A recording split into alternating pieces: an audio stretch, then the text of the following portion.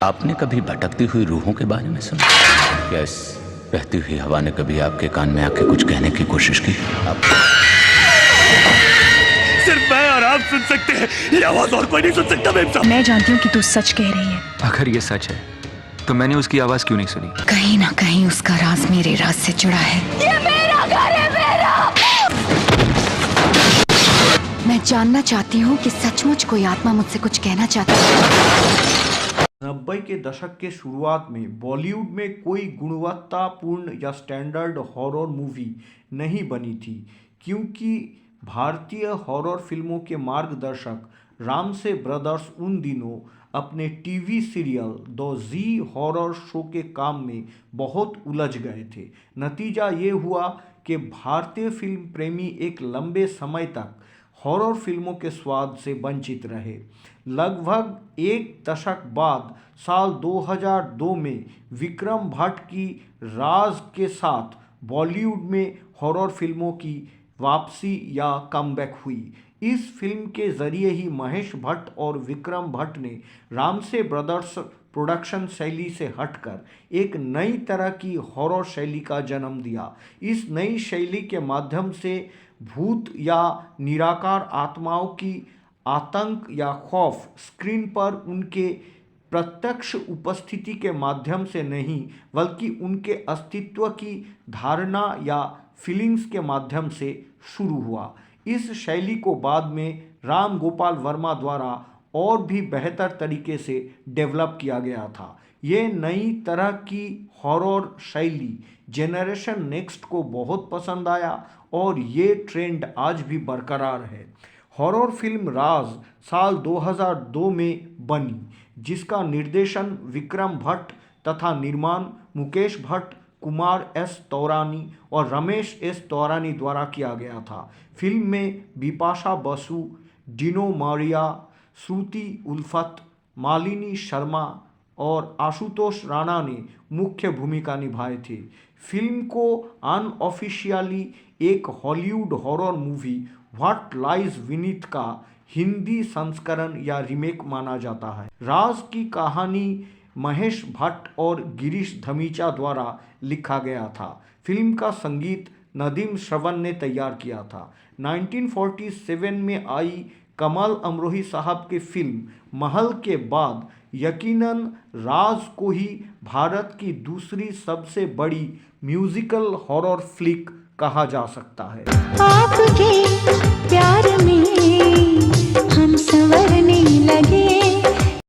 Film की कहानी मुंबई के एक बिजनेस पार्टी में शामिल संजना धनराज और आदित्य धनराज से शुरू होती है, जहां आदित्य अपने कारोबार में इतना उलझा हुआ रहता है कि वो अपने पत्नी संजना के लिए ठीक ठाक समय या वक्त नहीं निकाल पाता। उस पार्टी में इसी बात पर संजना और आदित्य के बीच एक जोरदार बहस होता है। संजना आदित्य की जेब से कार की चाबी छीनती है और पार्टी छोड़कर घर की तरफ निकल पड़ती है। तेज रफ्तार में घर जाते वक्त अचानक उसे अपने कानों पर एक रहस्यमयी आवाज़ सुनाई पड़ती है और संजना कार से नियंत्रण खो बैठती है। हालांकि आश्चर्यचकित रूप से इतनी भयानक दुर्घटना के बाद भी वो बच जाती है। ठीक होने के बाद संजना अपने पति से तलाक की अर्जी करती है, लेकिन तब तक आदित्य को अपनी गलती का एहसास हो चुका था और वो अपने व्यस्तता से दूर रहने के लिए अवकाश या अवसर की एक अच्छी योजना बनाता है। वो संजना से दुनिया में किसी भी कोने में कुछ दिन घूमने जाने के लिए कहता है और संजना वापस ऊटी जाने की मांग करती है ताकि वो अपने वैवाहिक समस्या को वहाँ सुधार सके, क्योंकि ऊटी में ही उन दोनों के रिश्तों की शुरुआत हुई थी। ऊटी पहुंचने के बाद अंजना और संजय एक कॉटेज में ठहरता है। उस बंगलों में संजना को अचानक किसी औरत की चीखें सुनाई देती है। जब वो ये बात आदित्य से कहती है तो आदित्य उसे संजना की भ्रम या हेलुसिनेशन बताता है। इसके अलावा संजना के सामने कई बार बिना किसी वजह चीज़ें अचानक गिरने लगती है। संजना को बाद में बंगले की नौकरानी से पता चलता है कि इस कॉटेज का पिछला केयरटेकर रॉबर्ट भी सबको यही बताता था कि उसने यहाँ अजीबोगरीब आवाज़ें और चीखें सुनता है और वो पिछले 8 महीने से लापता है। एक रात अचानक रॉबर्ट संजना के सामने आ जाता है। रॉबर्ट के पागल बर्ताव और बातों से संजना को एहसास होता है कि वो पागल हो गया है। संजना इस बारे में अपनी करीबी दोस्त प्रिया से बात करती है। प्रिया उसे प्रोफेसर स्वरूप के पास जाने की सलाह देती है। अगर आप दिन में विश्वास करते हैं तो आपको रात में विश्वास करना पड़ेगा। अगर आप भगवान में विश्वास करते हैं तो आपको शैतान में विश्वास करना पड़ेगा। प्रोफेसर स्वरूप उस कॉटेज में आते हैं और घर का मुआयना करने के बाद वो कहते हैं कि इस घर में किसी प्रेत आत्मा का निवास है। वो और भी कहते हैं कि इस घर में एक लड़की की हत्या हुई थी और उसकी आत्मा ये सब कर रही है। वो आत्मा प्रोफेसर स्वरूप को जंगल में एक जगह ले जाता है। संजना और प्रिया भी प्रोफेसर के साथ रहती है।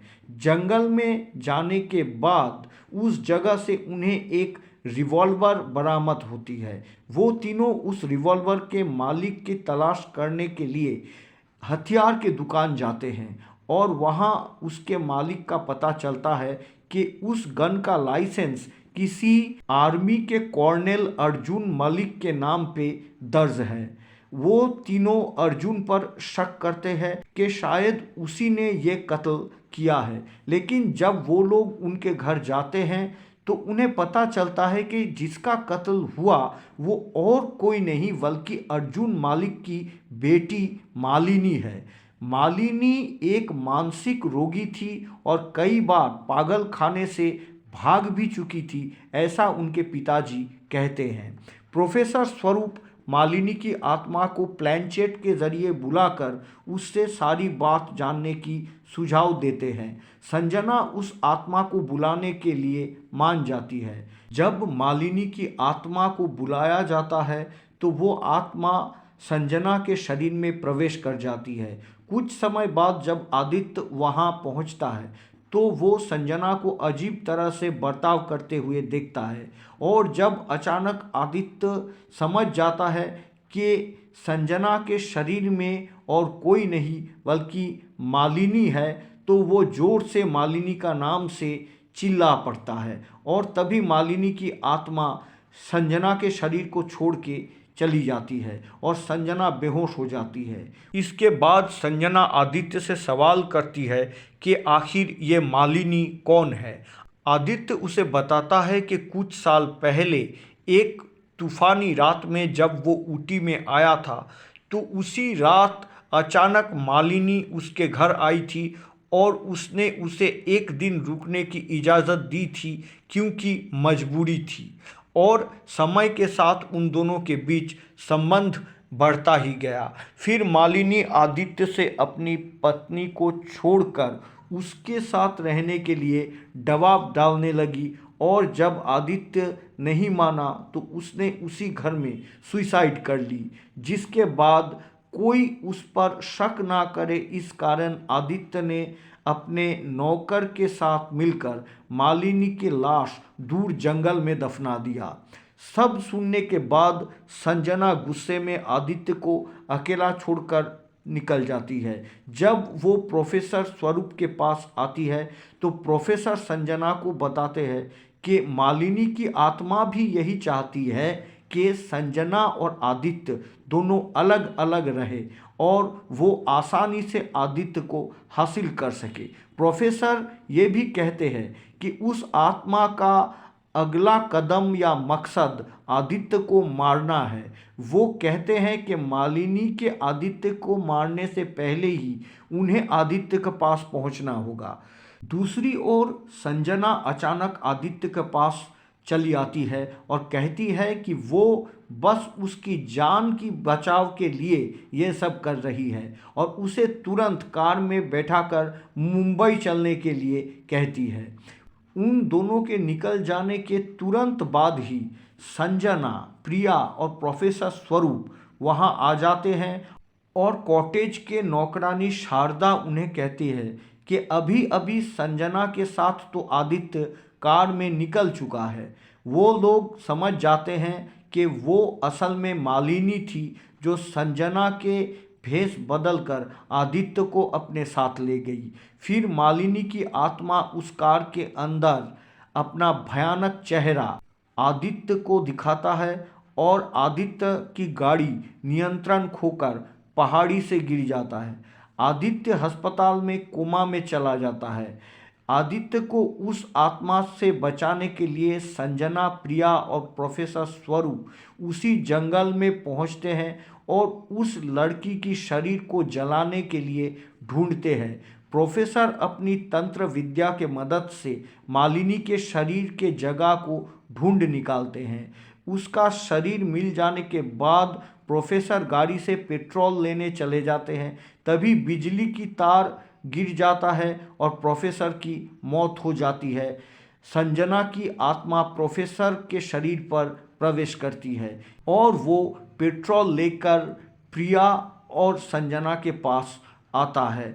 उन दोनों का ध्यान कहीं और रहते समय प्रोफेसर अचानक उन दोनों पर हमला करता है, लेकिन वो दोनों बच जाते हैं।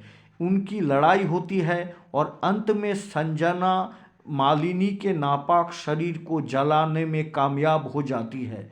उसके शरीर के जलने के साथ ही उस बुरी आत्मा का खात्मा हो जाता है और आदित्य खतरे से बाहर हो जाता है।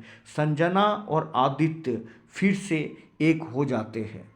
फिल्म राज की शूटिंग एक रियल हॉन्टेड प्लेस पर हुई थी, ऐसा कहा जाता है। बिपाशा बसु के कई हॉरर फिल्मों की शूटिंग ऊटी के जंगलों में हुई है। इस जंगल की खासियत ये है कि यहाँ 24 घंटे धुंध या फॉग रहती है।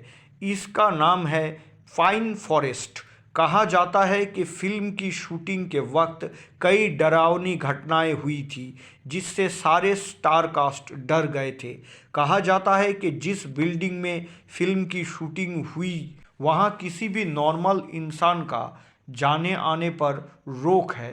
रात के वक्त यहां अजीबोगरीब आवाज़ें सुनाई देती है। वहीं ऊटी के जिस होटल में बिपाशा बसु और आशुतोष राणा के नींबू लाल हो जाने का सीक्वेंस फिल्माया गया था, वो होटल भी भूतिया या हॉन्टेड थी।